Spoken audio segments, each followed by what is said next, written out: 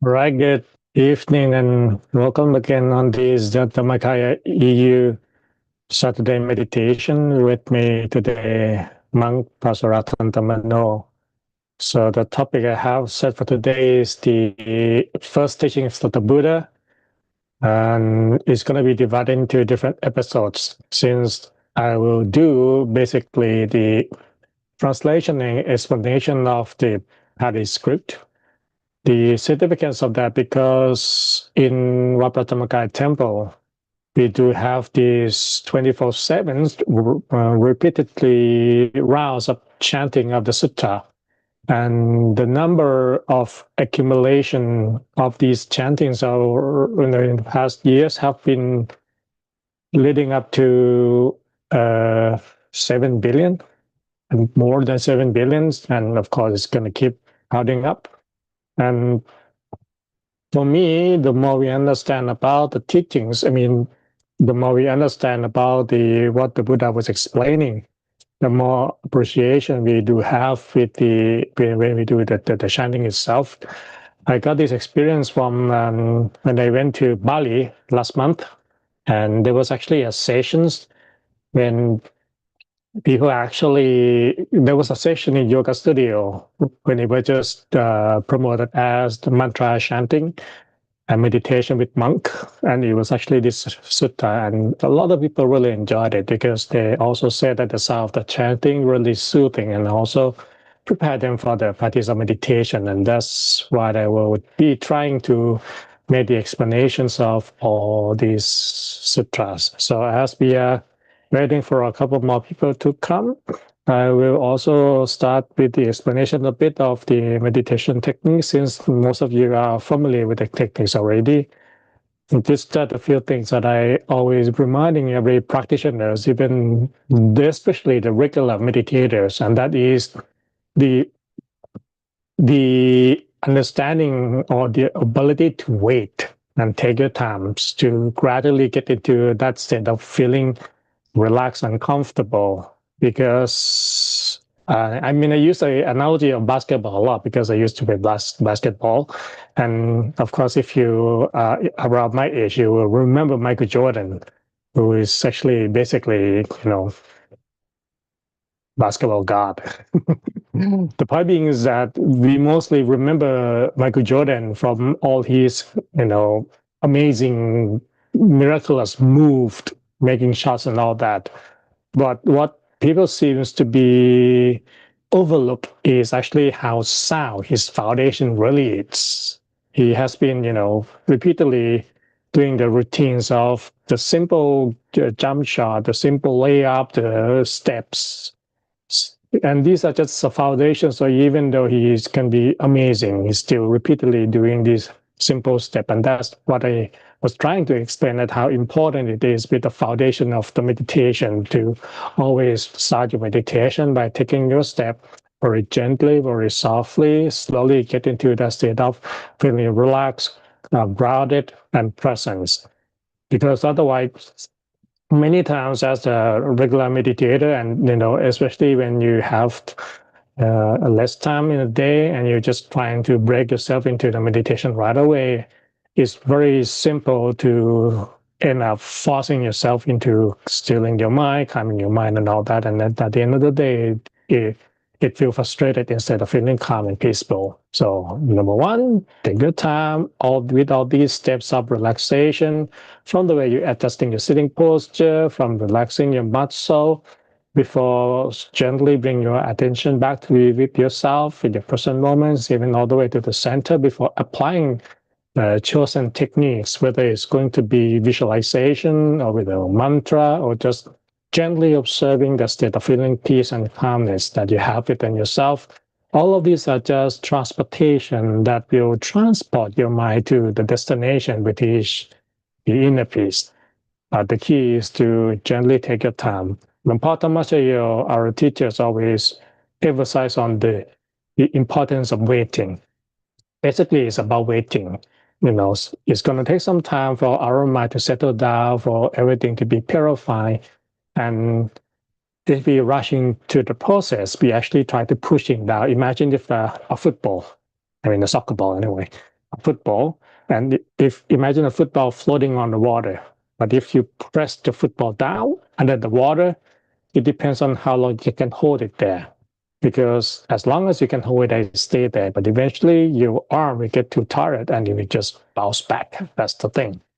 So we can't push our mind like a football like that because otherwise it will bounce eventually. So we actually let our mind gently settle down within ourselves at the center. And to do so, it takes some time, and that's why enjoy the waiting time by gently go through your step of preparation with the adjusting of the posture, relaxation of the muscle, etc., as to know the routine. The key is to take your time. That's essentially the first part I always like to remind you. Number two, regardless of how many times you have to restart when you are facing challenges, distractions, or wandering thoughts, each time you're restarting is actually a good thing because that is when you reinforcing your mindfulness.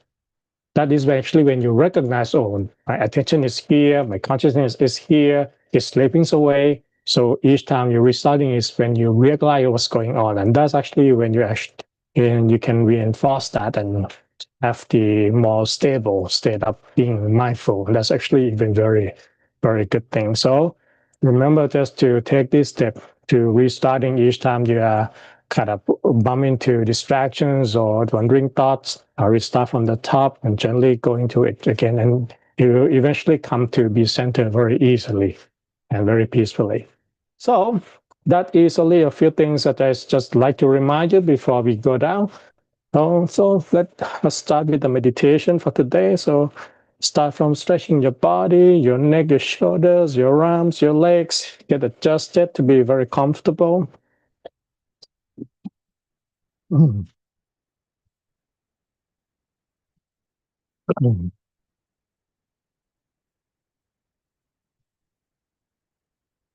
Don't rush into closing your eyes. Take a moment to adjust your sitting posture after you're stretching all of your muscle. Slowly turn your attention back to be with yourself. Slowly turn your attention back with your body sensation. Take your time to gently bring your mind, your attention back here with yourself as you are adjusting the sitting posture. You may bring your attention down to feel the floor underneath your feet or your body.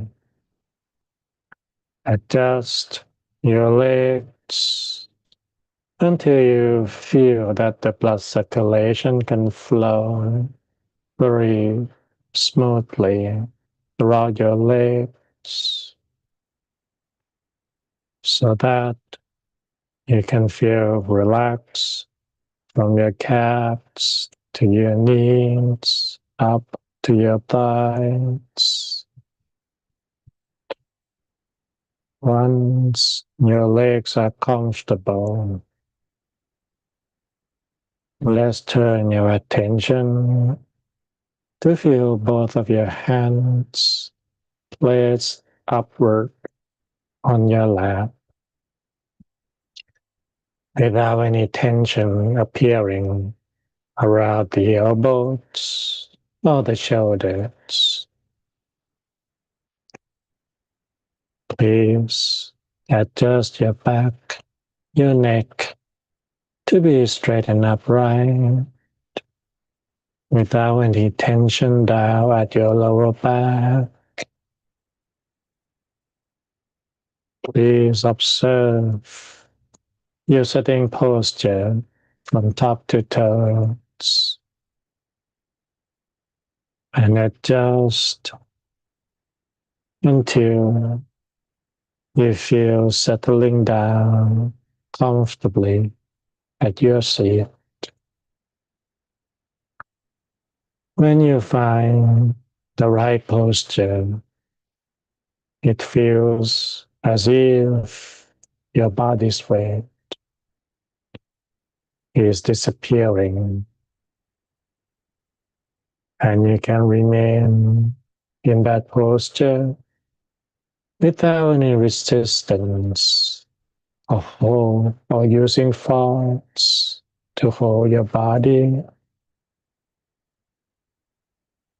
Once you are comfortable, you may release your body's weight along with the gravity.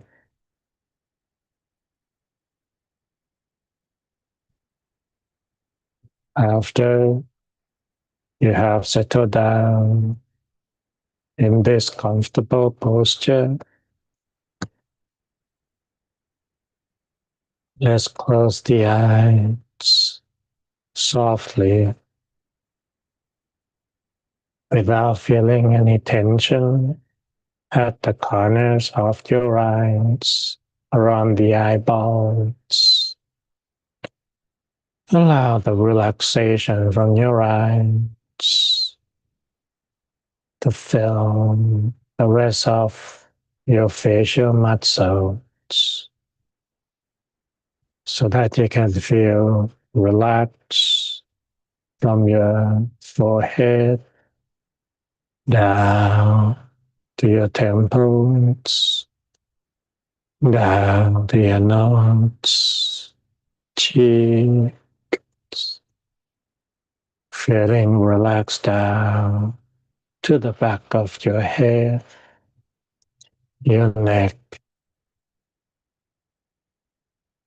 down to your shoulders, feeling the relaxation down along both of your arms to your hands and all the way to your fingertips.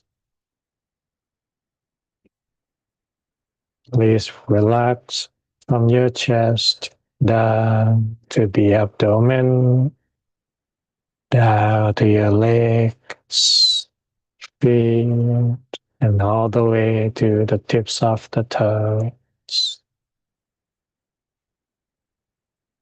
Relax every muscle throughout your entire body, especially all of your facial muscles around your temples, your eyes, your cheeks, and all of the joints in your body. As you are getting more comfortable, your body's weight is disappearing until your feeling is turning lighter and more spacious. Make a feeling as if you're just about to rest after a long day. And here you are. Simply sit back and just take your time on your own to relax. Please take a long, soft, and deep breath in, feeling the air passing your nostrils down until it reaches the very end of your breath. And exhale. Breathe in, feeling your in-breath passing your nostrils very gently, feeling the way your breath is caressing the center and it reaches the end. And exhale. Let's keep the attention with the breathing for a while. As you're breathing in, fill your body and your mind with calmness and peacefulness. Each time you're breathing out, allow your mind to relieve any matters, worries, or any other concerns away. So feeling yourself breathing in and out very deeply and gently. Feel the way your breath touches the center inside, your center space, where your mind can rest and feel very relieved. So breathe in and breathe out. As you are observing your breath, your attention will be with you right here. From time to time, you may be distracted by your surroundings or your thoughts. So each time you notice the distraction, please gently turn your attention back here with you again, back to be with yourself, settle at this spot. Imagine that you are sitting alone in an empty and open space, feeling like you are on a holiday. And this is where you're going to sit back and unwind, feeling that you are here at your spot, away from people and all matters. Here is where you can rest without the need to worry about any demands or requests, where you can be alone and away,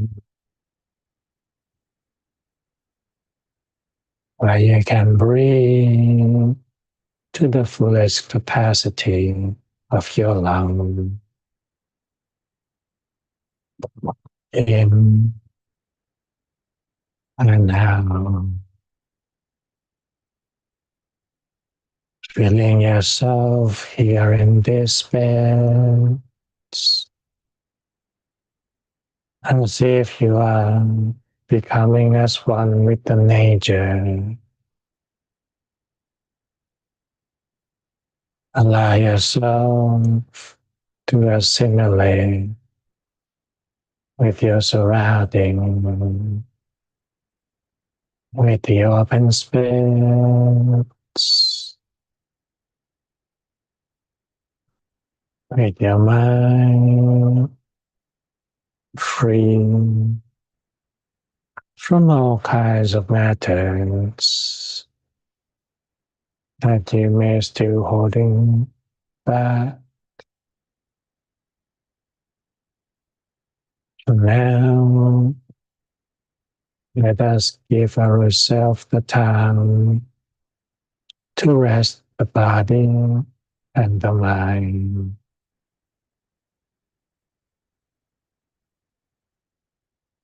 As your body and mind are getting comfortable, your attention will be here in the present moment. It will be here with yourself, with your comfort. And that is the starting point to reach deeper down.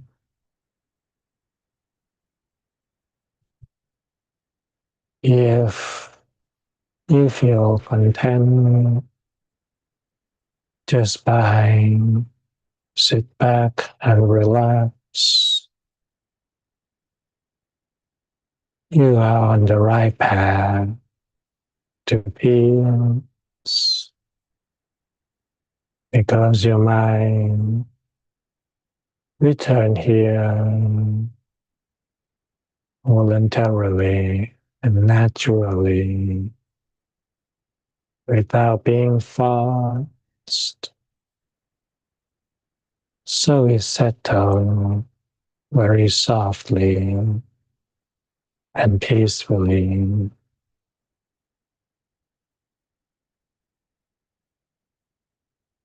When we force the mind stand still, it comes with agitation and frustration because the mind it forced against his will.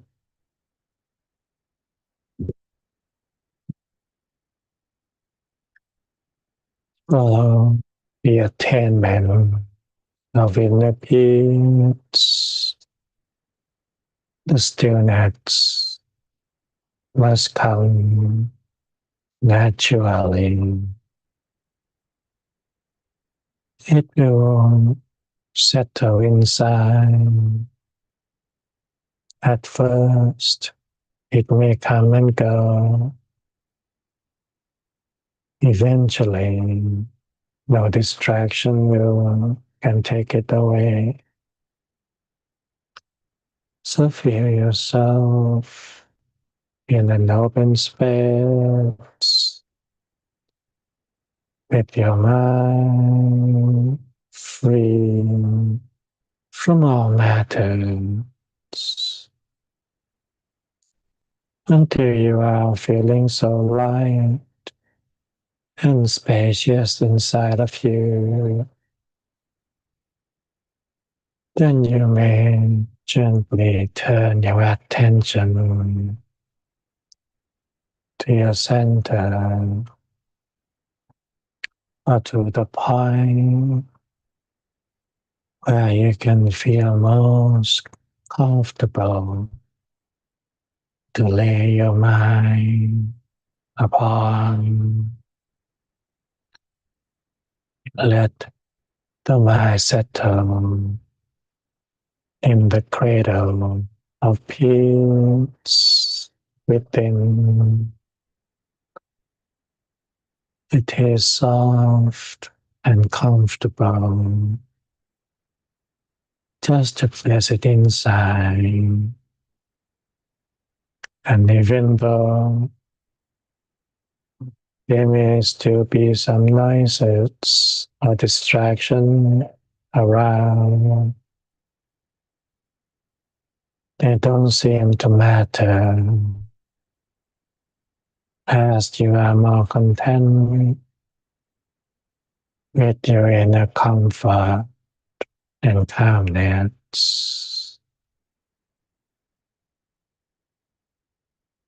So place your mind, your attention down at your center space or at your comfort spot. You may keep it there by observing the inner calmness. Or you may recite the mantra gently in your mind by letting the sound of the mantra echoing from inside. Samma Araham, Samma Araham, Samma Araham. One after the other, allow the sound of the mantra to gently echoing from within. Let it keep repeating until your mind comes to the origin of the sound and rest deeply inside with the stillness and peacefulness. The sound of the mantra will fade out and silence shall come.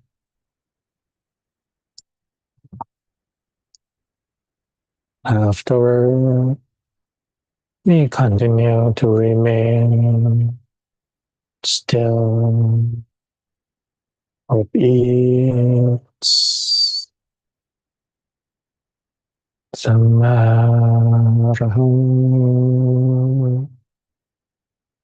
Samaraham,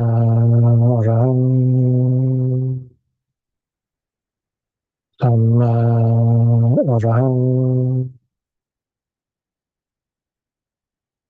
Or any other words or phrases, if you prefer.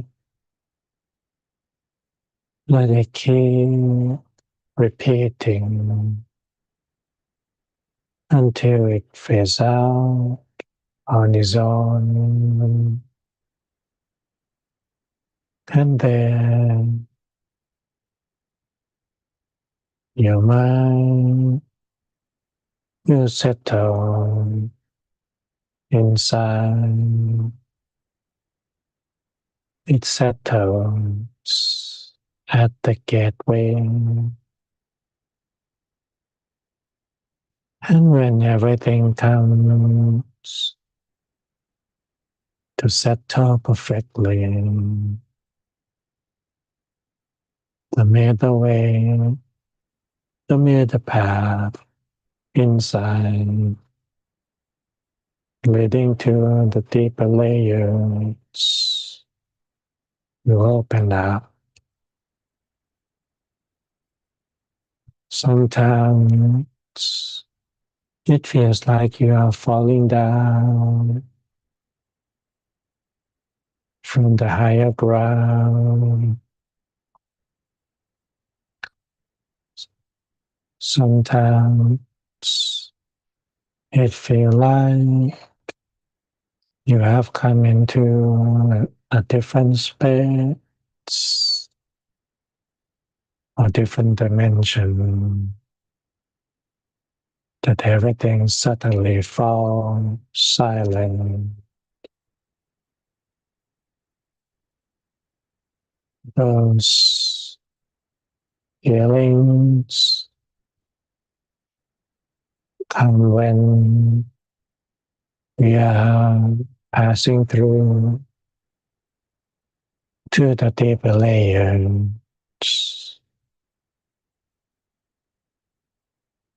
No matter what is going on, we remain still, where we are content,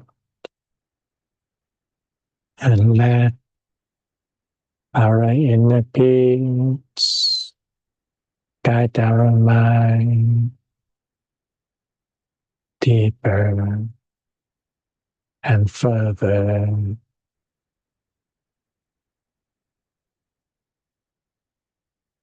with the stillness There is no need to engage, to interact.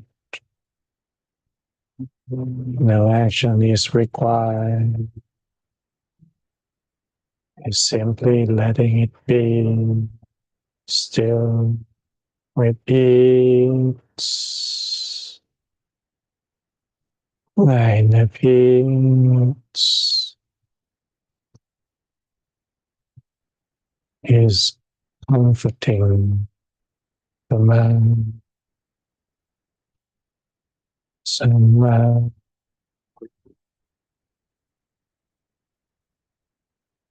somehow,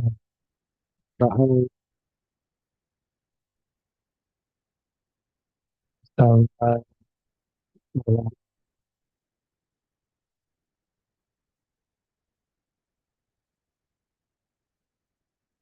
let it keep repeating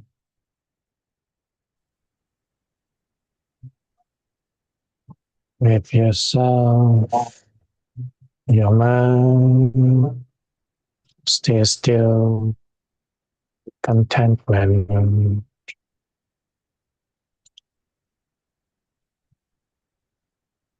calm, soft, and comfortable.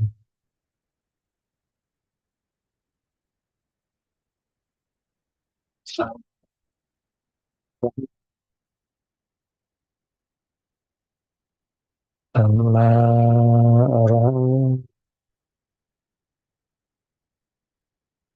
allow,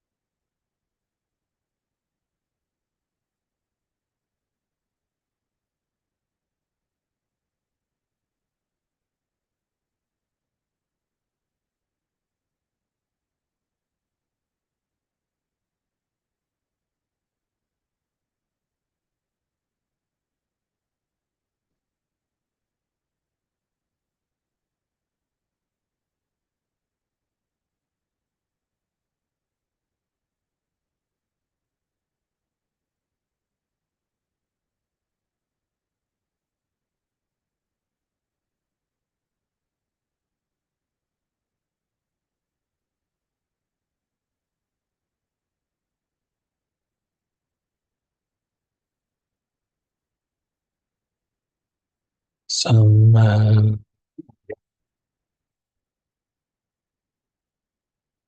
sama orang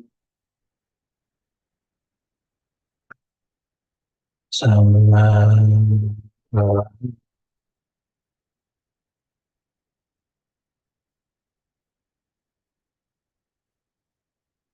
as your mind is standing still and settle with your inner peace.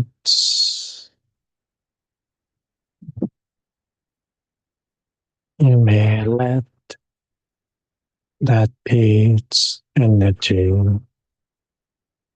slowly form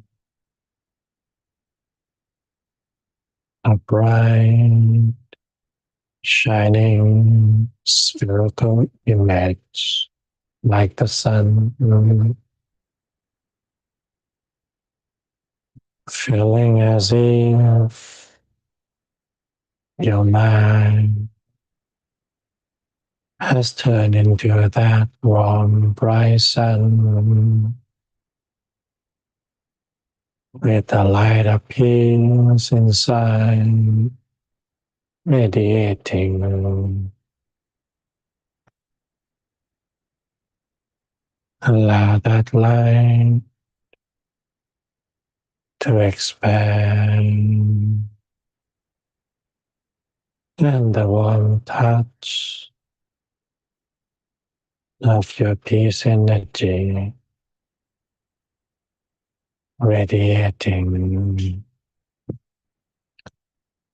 Let it expand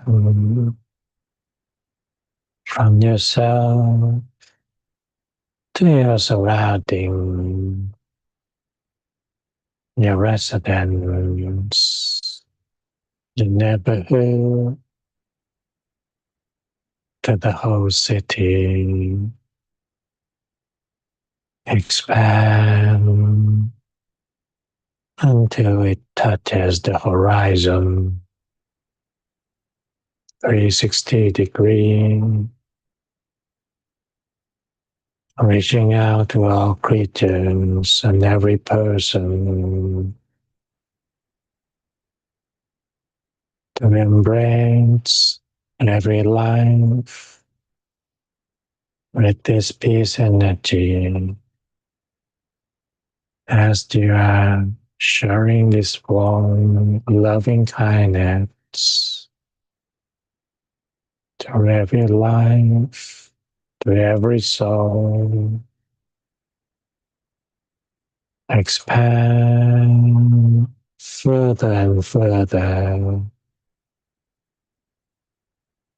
throughout the country, throughout the whole world, wherever it reaches, wish everyone to live free of pain, sadness, and misery. We are living beings on this earth. Live with everlasting joy, safe and sound, without aggression, violence, and cruelty. Allow that warm light of peace to expand and broadcast your positive intent to everyone, to everywhere.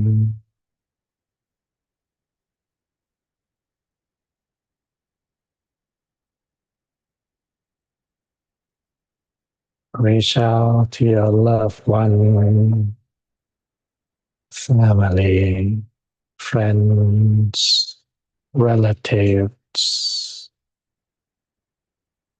whether they have passed are still alive. Let's share with them the loving kindness to wish them with joy wherever they are.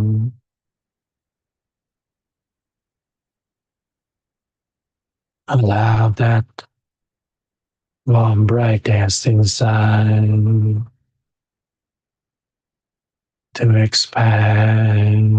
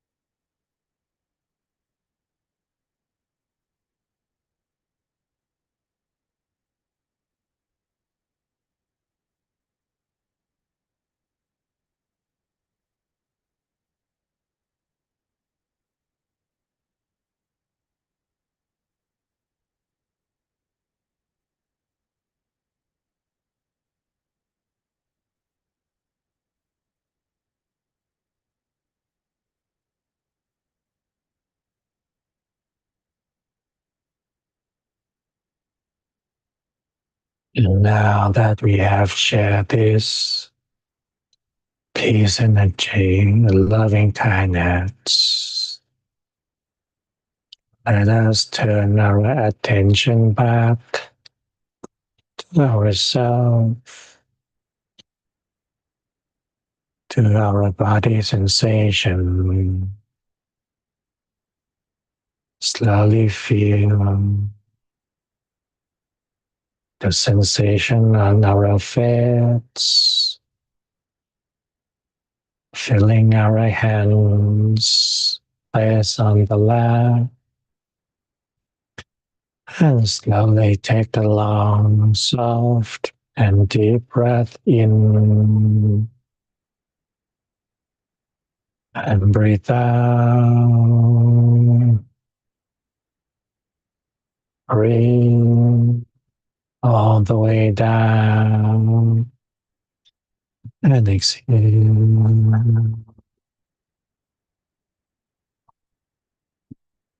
Breathe gently and softly. Sape Gutta Gulapata Pacekananta Yang Palang Arahantananjate Chinarakan Kantani Sapaso Sapaputanu Pavena Sapatamanu Pavena Sapasangkanu Pavena Satasoti Pavantu Te Satu. Yeah.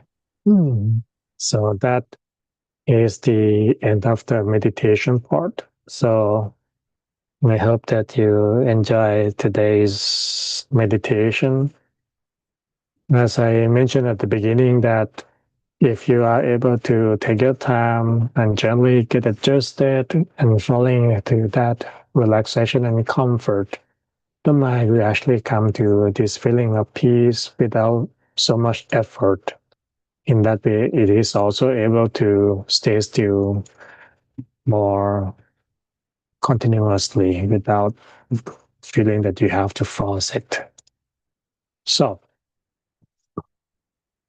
okay, the next one is this. Right.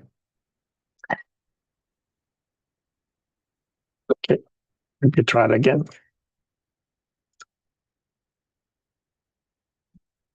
It's better. Okay, so the next one that I have prepared for today is this part, which is the first teachings of the Buddha. And as you can see that the name is pretty long in Pali, Dhammacakkappavattana Sutta. So this actually set the wheel of the Dhamma in motion because the word chakra is the Pali word for chakra in Sanskrit. And the direct translation of the term is wheel. So that is why Vatana means moving forward or develop.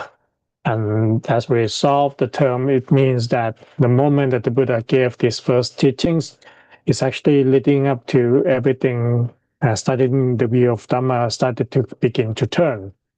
And the significance of this sutta is that it's not only the first teaching of the Buddha, we can call it the master plan of the all Buddhism because the Buddha actually said that throughout his life there are only two things that he taught.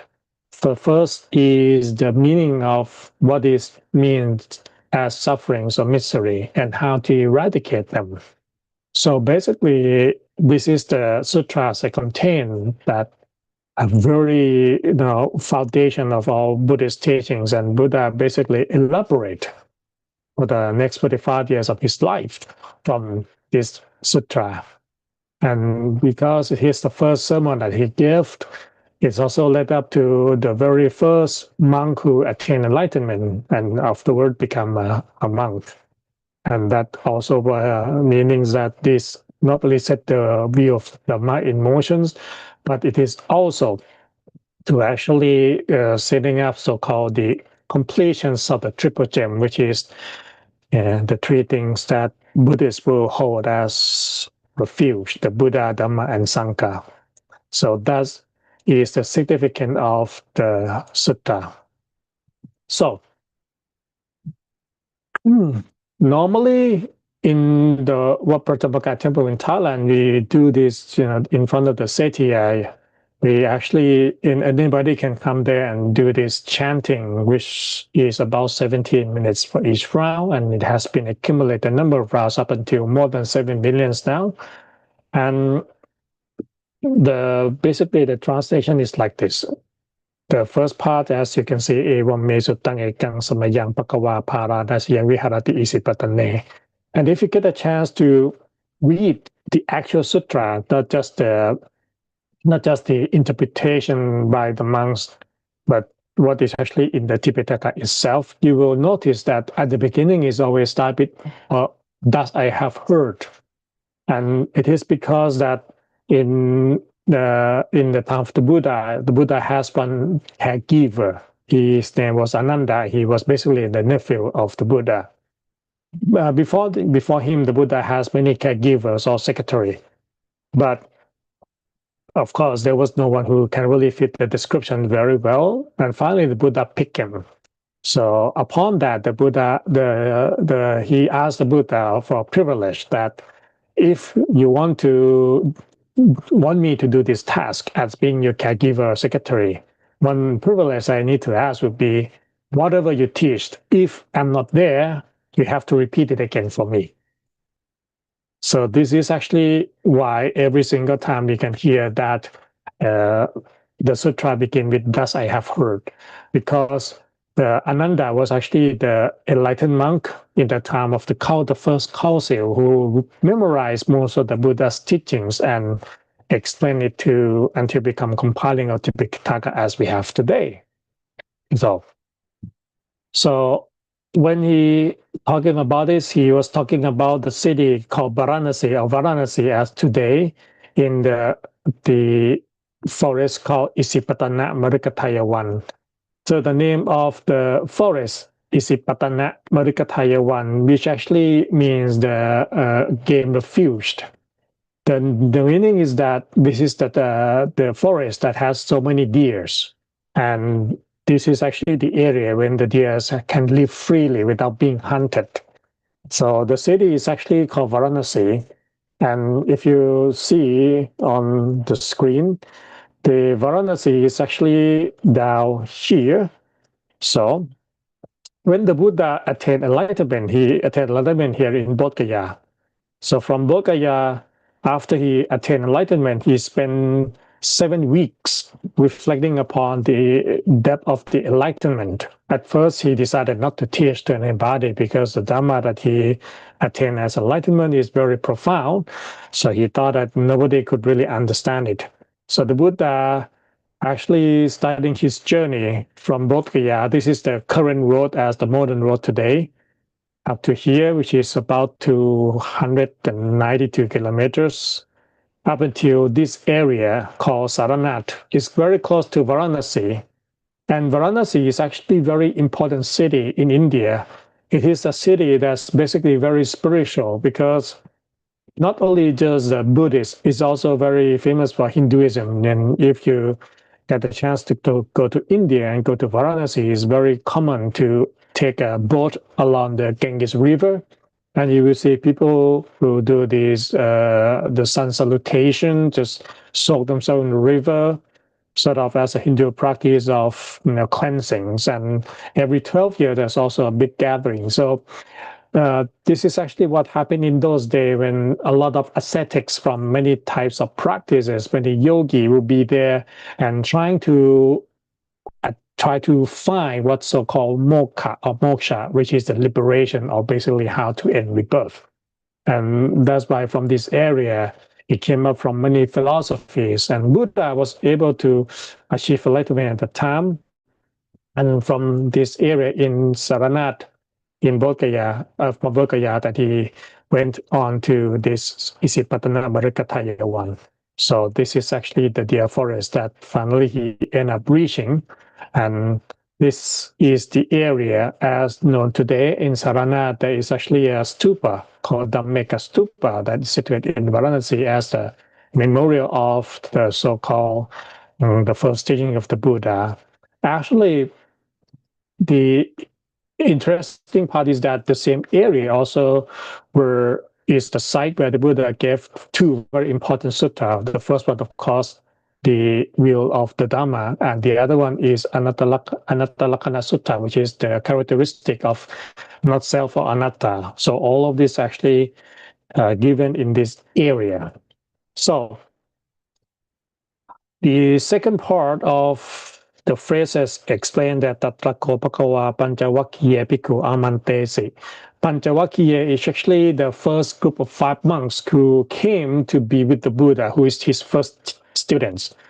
So the story goes is that when the Buddha gave his first, when he was born as a prince, his father invited 108 Brahmins, 108 Brahmins to basically to keep a prophecy, to look for his prophecy that my son, what is going to be in the future. From 108 Brahmins, 8 were selected afterward, and one of the 8 was the youngest at that time. His name was Gontanya. So all the 8 Brahmins gave the prophecy that either he's going to grow up to be a Buddha or to be a great king, except just Gontanya alone, only one that said he's definitely going to be, attain enlightenment as the Buddha. He won't choose the secular path and become the king. So upon that, he basically, let the son grow up. And of course, as the king didn't want his son to be the monk, So the Prince Siddhartha was raised in a very, very comfortable life. He got 3 palaces, as you probably have heard about the life of the Buddha. He got married, he has a son, he has a very comfortable life until one day he realized that this is not the way. And because of that, he ended up left the palace. So when he left the palace, the Gontanya, which is the one who gave the prophecies that he would enlightenment as a Buddha, he has been waiting for this day for so long, for basically 29 years after the day that he gave the prophecy. So Gontanya went to ask the son of the other 7 Brahmins who gave the prophecy at the time that I would follow Siddhartha into becoming an ascetic and to seek the liberation together. Would you like to join me? So the other 4 sons of the Brahmin joined him, become Patiyawappa, Asati, and Mahanama. So these are the first group of 5 monks. And then they followed the Siddhartha at the time as an ascetic to do the practice. And before reaching to that part, of course, Siddhartha has, been practicing learning with other teachers before. Two of the teachers that he has been studying with, basically, he had been able to attain so-called the absorptions of meditations, but he realized that that was not the way. So he followed more with the practice of self-modification, with, of course, these 5 disciples followed with him. But of course, at the time, because he he realized that this is not the way, and the story goes that he heard the sound of somebody playing something like a guitar, the string instrument. And if the string is too tight, it breaks. If too loose, it doesn't make sound. So it has to be perfectly adjusted to make the proper sound.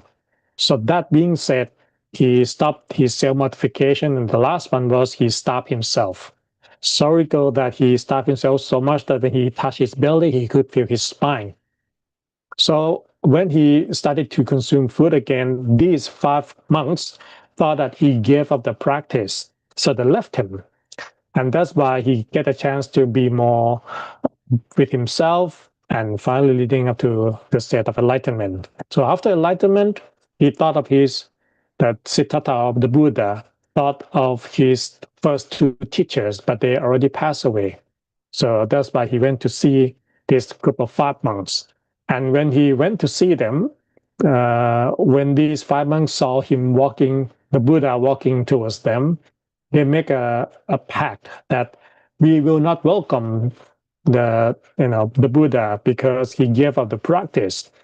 So, but at the end of the day, they couldn't stop it.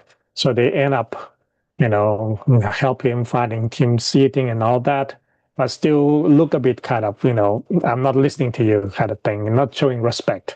So the Buddha even had to say a few times that, look, I have attained the liberation. And after 3 times, they finally listened to it.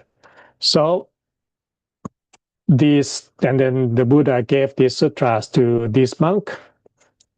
So that actually the very first part of the sutras, where the first 5 monks listen to the teachings and end up being able to follow through it until become one enlightenment. So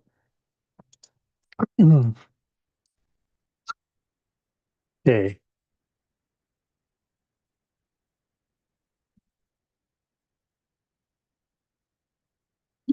The other part is that Tve me pikave anta papichte nanase vitapa.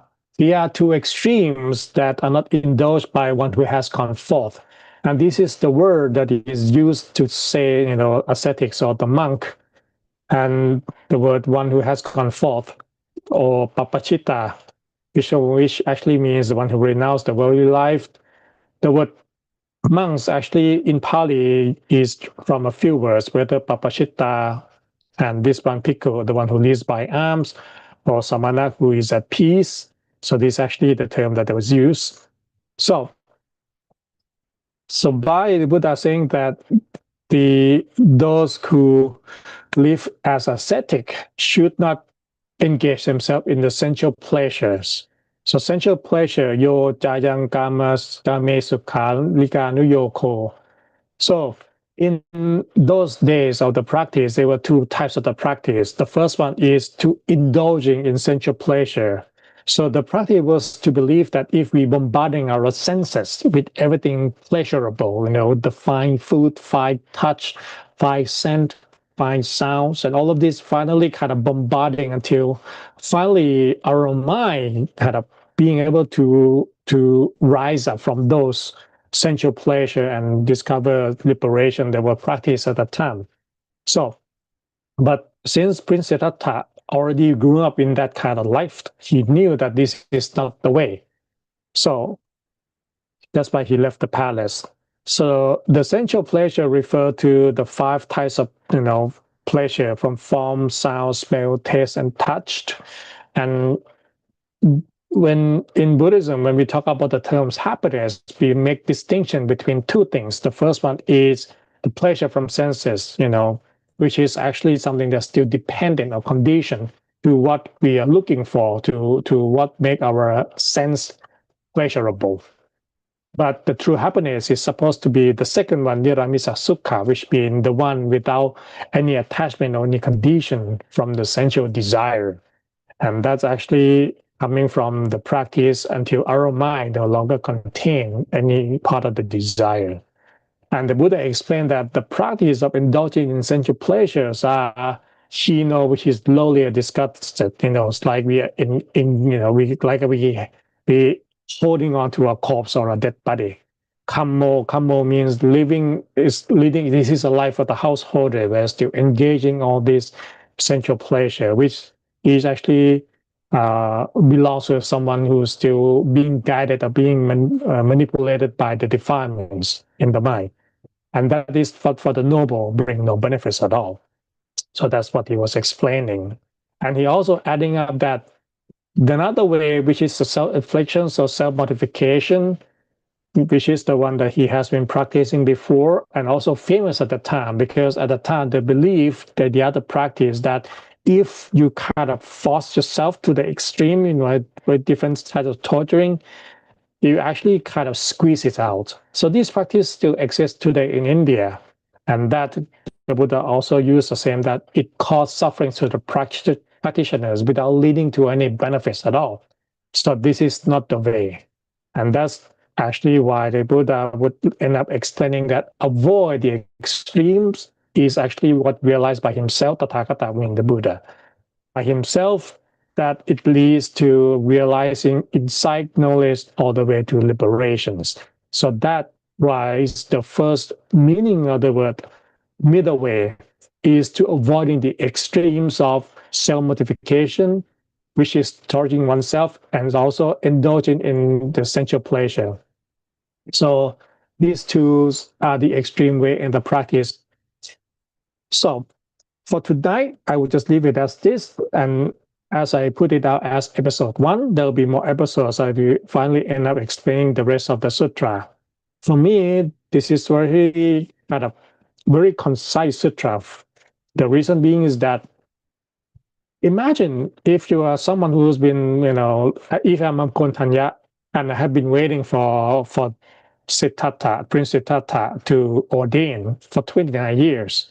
And when he left into the forest with my strong belief that he will be Buddha one day, and whatever he practiced, whatever I will try my best. So when the Buddha gave this teaching, he gave specifically for them, to them, so that it will help them to reach the enlightenment. So it was not just something that need example. He just goes straight to the point. And that's make these sutras very concise in terms of leading up to the liberation and also become the master plan of the Buddhist teaching. So tonight we leave it with just now avoiding the extremes and finding what is so-called how that you can still maintain your life with the practice at the same time without being manipulated by defilement, so that you end up in essential pleasure, but at the same time not doing something that making yourself unnecessarily uncomfortable, which will hinder your practice. That is the meaning of the middle way in the first part.